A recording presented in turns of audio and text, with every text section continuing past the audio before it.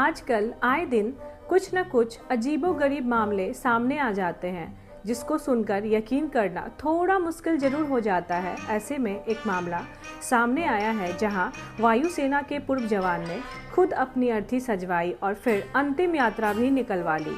दरअसल गयाजी जिले के गुरारू प्रखंड के कोची गांव में एक अनोखा दृश्य शनिवार को देखने को मिला, जब भूतपूर्व वायुसेना के जवान 74 वर्षीय मोहन लाल ने जीवित रहते ही अपनी अंतिम यात्रा निकाली।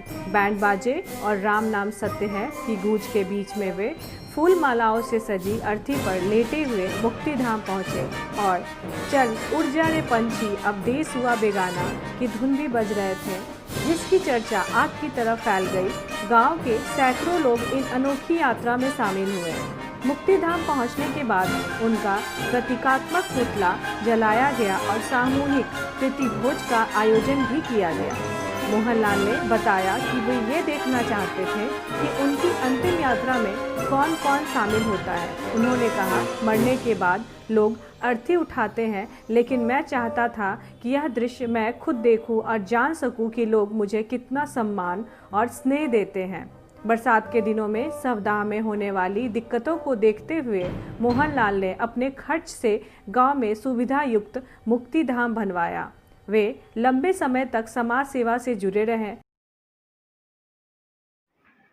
आप जो मुक्ति धाम बनाए हैं, जो शव यात्रा निकाले आप, उसका मुख्य उद्देश्य क्या है? मैं भारतीय वायुसेना के से रिटायर होने के बाद मेरी हार्दिक इच्छा रही कि देश की सेवा के बाद मैं अपने गांव और समाज की सेवा करें, ठीक है ना। इसके बाद मुझे गांव में आने के बाद मुझे बहुत बड़ा एक धार्मिक स्थल को उत्थान करना था, लेकिन किसी कारणवश नहीं कर सका। तो मुझे मन में आया कि दूसरा कोई ऐसा बेहतर काम कर दें जो आने वाले पीढ़ी हमें याद करे और लोगों को इससे बहुत फले, क्योंकि यहाँ पर शवदाह गिरह जो बना है मुक्तिधाम, वह मुक्तिधाम बरसात के दिनों में हमारे शव को जलाने के लिए बहुत कठिन होता था। इसके भाव को लेकर मेरे मन में जगा कि क्यों न सबके लिए एक मुक्तिधाम बना दिया जाए। यही मेरी भावना थी और आगे भी हम समाज के लिए बहुत कुछ करना चाहते हैं। मुक्तिधाम सबका घर का निर्माण का मुख्य उद्देश्य यही था कि इसका निर्माण और उद्घाटन समारोह में हमारे साथ सभी लोग शामिल हों।